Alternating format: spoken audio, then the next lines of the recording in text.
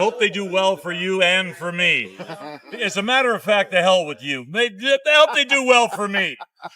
Come play him right here, Thunder Valley. It's the Hillbillies Millionaire Mile. Max Baer, my new buddy. Come see us. At 88, Max Baer Jr. finally breaks his silence about Irene Ryan.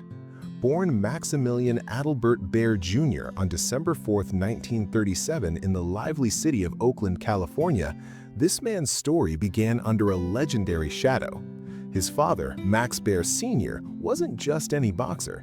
He was the world heavyweight champion of 1934.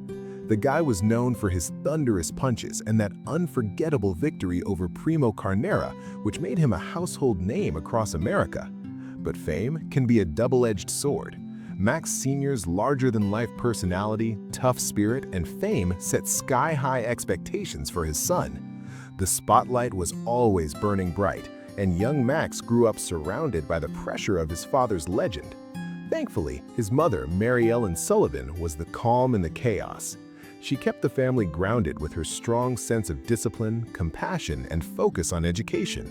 She made sure Max Jr. didn't lose himself in all the noise. As the son of a sports icon, Max Jr. lived under constant public eyes. But he didn't just ride on his dad's name, he hustled to make his own mark. He attended Christian Brothers High School in Sacramento, a place famous for shaping tough minds and strong characters. And this is where Max started proving he wasn't just the champ's kid. During those school years, Max exploded with athletic talent, earning letters in 4 sports at the same time. That's not just skill, that's determination on another level. He wasn't out to just play, he was out to dominate. And if that wasn't enough, he also made a name for himself in golf, showing the world that he had the same drive and fire as his father, but in his own unique way. Max Baer Jr. didn't just play sports, he owned them. He proved his skills by winning the Sacramento Open Junior Golf Tournament not once, but twice. That kind of win wasn't just luck, it showed pure talent, drive, and the kind of focus that set him apart early on. His success on the course hinted at something bigger, a life that would blend creativity, business hustle, and athletic fire all in one. After tearing it up in high school, Max kept that momentum rolling and headed to Santa Clara University, one of California's most respected Jesuit schools. There, he earned a bachelor's degree in business administration, mixing sharp business instincts with a deep curiosity about human behavior and ethics. Talk about brains and balance. That mix of street smarts and wisdom later became his secret weapon when he shifted from actor to producer, director, and even businessman in real estate and entertainment. But Max's story didn't start in Hollywood, it started on stage. His first taste of acting came all the way back in 1949 in England when he stepped onto the stage at the Blackpool Pavilion for a live production of Goldilocks and the Three Bears. Imagine that, just a kid stepping into the spotlight overseas, learning how to tell stories in front of a crowd. That early moment lit a spark that would soon explode into a full-blown career. By the 1960s, Max was ready to take over the screen. He signed with Warner Brothers, one of the biggest names in show business at the time, and boom, his face started showing up everywhere. He landed roles in hit TV shows like Maverick, 1960, and Surfside 6, quickly becoming one of the most recognizable faces on television. Max wasn't just following fame, he was building it. From 1960 to 1962, Max Baer Jr. was everywhere. He popped up in hit shows like Cheyenne, 1960 to 1961, Hawaiian Eye, 1960 to 1961, 77 Sunset Strip, 1960 to 1961, Bronco, 1960 to 1961, Sugarfoot, 1961, Follow the Sun, 1962, and It's a Man's World, 1962. Each appearance sharpened his acting chops and gave him a crash course in the high-speed world of television production during the golden age of American TV. He wasn't just learning lines, he was learning the game. But everything changed when Max landed the role that made him a legend, Jethro Bodine on the Beverly Hillbillies. From 1962 to 1971, This CBS comedy ruled the airwaves, and Max's goofy, lovable, and hilariously clueless character became a national sensation. Jethro wasn't just a TV character, he was a pop culture icon who had everyone laughing at his wild mix of charm and clueless confidence. The show itself was a satire of the clash between country living and big city luxury, and Max nailed that country boy innocence perfectly. For nearly a decade, he brought Jethro to life with so much heart and humor that audiences couldn't get enough of him. But fame has a price. His unforgettable portrayal was so strong that Hollywood couldn't see him as anything but Jethro. That typecasting became a real uphill battle for Max, haunting the rest of his acting career. Even while the Beverly Hillbillies was at its peak, Max didn't slow down. He kept busy, showing up in popular TV anthologies like Love American Style, 1969 to 1974, and Vacation Playhouse, 1969 to 1974. He also branched into film, playing Sergeant Luther Lisco in the intense 1967 war movie A Time for Killing. Still, the weight of being forever known as Jethro Bowden pushed Max to think bigger. Instead of waiting around for better roles, he took charge of his own destiny. He moved behind the camera, writing, producing, and directing so he could finally tell his kind of stories. In 1974, Max Baer Jr. made his bold debut as both producer and screenwriter with Macon County Line, a raw Southern drama where he also starred as Deputy Reed Morgan. That move didn't just prove his talent, it showed the world that Max was far more than the funny farm boy on TV. Macon County Line wasn't just another movie, it was a total knockout. The film scored big at the box office and earned praise from critics for its gritty, suspenseful storytelling. It proved that Max Baer Jr. wasn't just an actor trying something new, he was a filmmaker with serious vision. Riding high off that success, Max came right back swinging. In 1975, he wrote, produced, and directed The Wild McCullochs, playing Culver Robinson in a family drama that showed off just how reversible he really was, both behind and in front of the camera. But Max didn't stop there. In 1976, he took things to another level with Ode to Billy Joe, a film inspired by the hauntingly famous song of the same name. This one was a box office smash, pulling in major profits and sealing Max's name as a powerhouse director who knew how to turn pop culture into cinematic gold. His ability to capture emotion, story, and human truth made him stand out in a Hollywood that often underestimated him. By 1979, he wrapped up his directing career with Hometown USA, closing that chapter on a high note. Even after stepping away from film direction, Max's hustle didn't slow down, not for a second. He started flexing his business muscles in real estate and the casino world, proving that his creativity wasn't limited to Hollywood sets. His biggest dream? To create a Beverly Hillbillies empire that would keep the show's legacy alive for generations. His plan included the development of Jethro's Beverly Hills Mansion and Casino, a full-blown entertainment experience inspired by the Clampett family's world of riches, laughs, and Southern charm. What a bold move. And Max wasn't just talking about it, he made moves. Reports say he secured rights to the Beverly Hillbillies name, likenesses, and related intellectual property so he could turn nostalgia into real business power. It was a genius plan, mixing vintage Hollywood with modern-day entrepreneurship. But behind all the business headlines and Hollywood lights, Max's personal life also kept people talking. As the son of boxing legend Max Baer Sr. and a major TV star himself, every relationship he had drew attention. Still, Max has always been known to keep things private, never spilling too much about what really went on behind the scenes. One chapter that did make headlines came in 1966 when Max married Joanne Kathleen Hill. At that time, the Beverly Hillbillies was at its peak, and Max was one of America's favorite TV faces. His role as Jethro Bodine had made him a household name, and his marriage only added more buzz to his life story, both on and off the screen. The glitz of fame often hides the grind behind it, and for Max Baer Jr., that pressure hit hard. The endless travel, long filming days, and the constant attention from fans and the media reportedly weighed heavy on his marriage to Joanne Kathleen Hill. Like many young couples living under the spotlight, they faced challenges that were tough to handle. Fame can shine bright, but it can also burn fast. And by 1971, after 5 years together, the marriage came to an end. That divorce marked a major turning point for Max. It came right when he was trying to reshape his image, break free from being seen only as Jethro Bodine, and prove he was more than just one character. It was a moment of both loss and reinvention, a time when Max had to rebuild personally and professionally and find his footing again.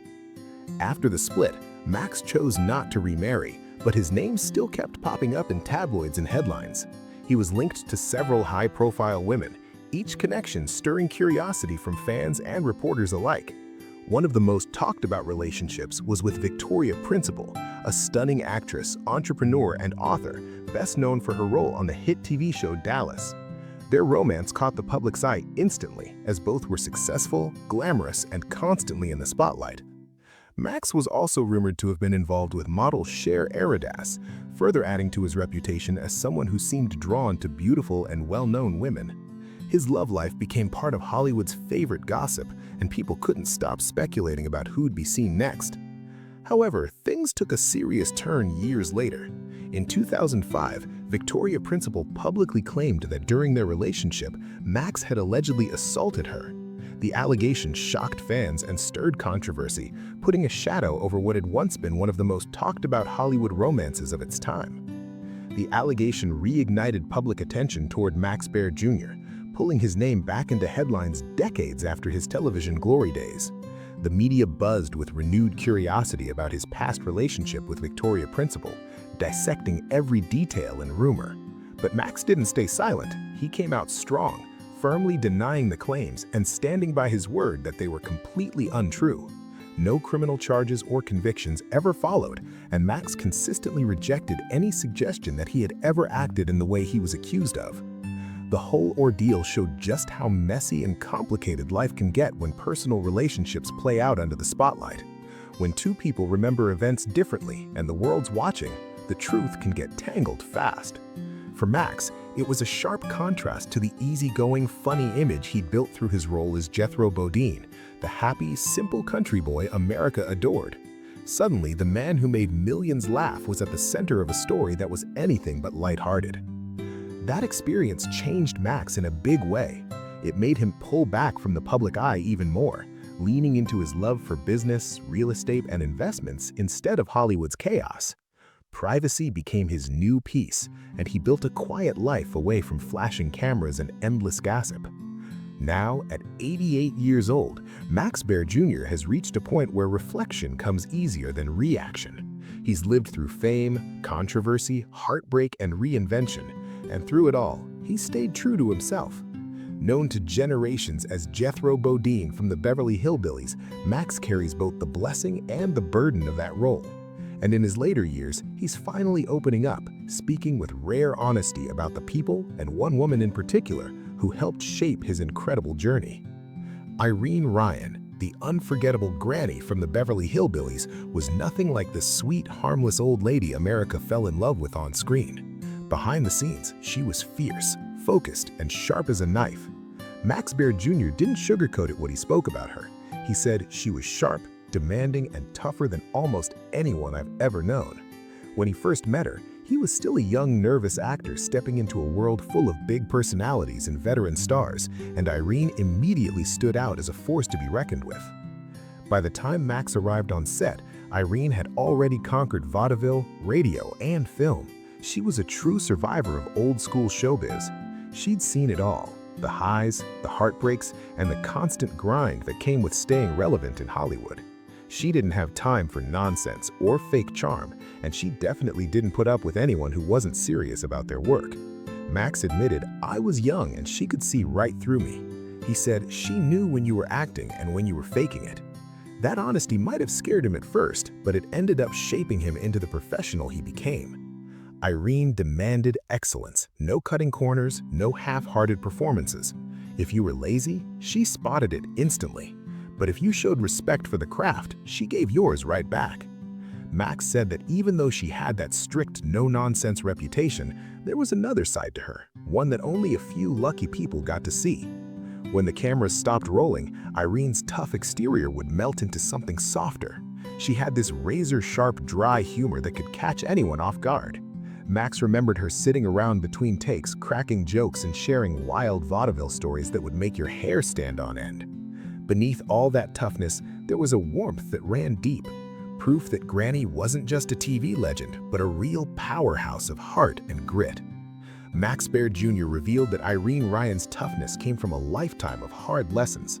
Before the Beverly Hillbillies made her a household name, she had already battled through heartbreak, failed marriages, and years of financial struggle. Fame didn't come easy to her. It came late, and she earned it every ounce of it. That's why she valued success so deeply, because she knew how quickly it could disappear. Max didn't shy away from addressing the long-standing rumors about on-set tension either. Yes, there were moments, he admitted. Anytime you put strong personalities together, you're going to get sparks. Ryan wasn't just acting, she was protecting something special. She guarded her character, Granny, like it was her own creation. She knew Granny wasn't just comic relief, she was the heart and backbone of the entire show. Max confessed that in the early days, he didn't always see what Irene saw. He said, "She was almost always right. I didn't realize that later." Over time, his perspective changed, and so did his respect. Watching Irene work day in and day out, always giving everything she had, left a mark on him that never faded. Even when her health began to decline, Irene refused to back down. She worked until the very end, Max recalled quietly. She believed the audience deserved your best, no matter how you felt. That dedication hit him hard. When she passed away in 1971, not long after the Beverly Hillbillies wrapped up, Max said it felt like the end of an era, like losing a piece of Hollywood's soul. Now, at 88, Max speaks about her with nothing but respect and clarity. There's no bitterness in his words, just gratitude. "Irene Ryan helped make me who I am as an actor," he said. "She challenged me, scared me, and taught me." He believes history remembers her for the laughter she brought, but not always for the strength it took to create it. For Max, telling the real story isn't about nostalgia, it's about giving credit where it's due. "The truth is, Irene Ryan was a survivor," he said with pride. "She earned every laugh she ever got." By finally sharing that truth, Max Baer Jr. isn't just honoring a co-star, he's paying tribute to a woman whose grit, talent, and fire helped shape television history forever. After opening up about Irene Ryan, Max Baer Jr. didn't stop there. He had more truth to tell. The years after the Beverly Hillbillies weren't easy ones for him. Hollywood had changed, and Max found himself caught between fame and frustration. He'd gone from being one of the most recognizable faces on television to a man fighting to prove he could be more than the lovable goof everyone remembered as Jethro Bodine.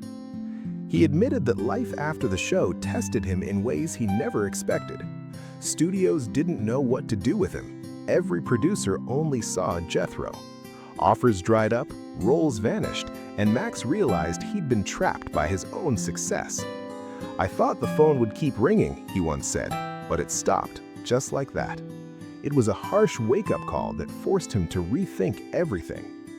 Instead of giving up, Max turned the setback into motivation. He began writing his own stories, producing his own films, and taking full control of his career. He poured his creativity into every project, proving that he wasn't just an actor, he was a thinker, a doer, and a fighter. That's how he built a name for himself behind the camera, earning respect from those who once doubted him. But Max's story isn't just about fame, it's about resilience. He took the lessons he learned from people like Irene Ryan and turned them into fuel for a new kind of success.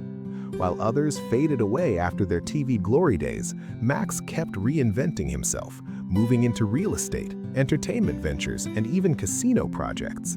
He turned nostalgia into business. "If you learn early on," he said, "if Hollywood shuts a door, you build your own." Today, Max Baer Jr. looks back on his journey with a mix of pride and hard-earned wisdom. He knows fame doesn't last forever, but legacy does. He's one of the last living links to a golden era of television, a time when shows brought families together and laughter echoed through living rooms across America. And through it all, Max never forgot the people who helped shape him. the cast, the crew, and especially Irene Ryan. She taught him what true toughness looked like. At 88, he's still standing tall, still sharp, and still full of fire. His story isn't just Hollywood history, it's proof that even when the spotlight fades, real legends never disappear. Max Baer Jr. always spoke with deep emotion about his friendship with Buddy Ebsen, a bond that ran far deeper than just being co-stars on the Beverly Hillbillies. Their connection was built on real trust,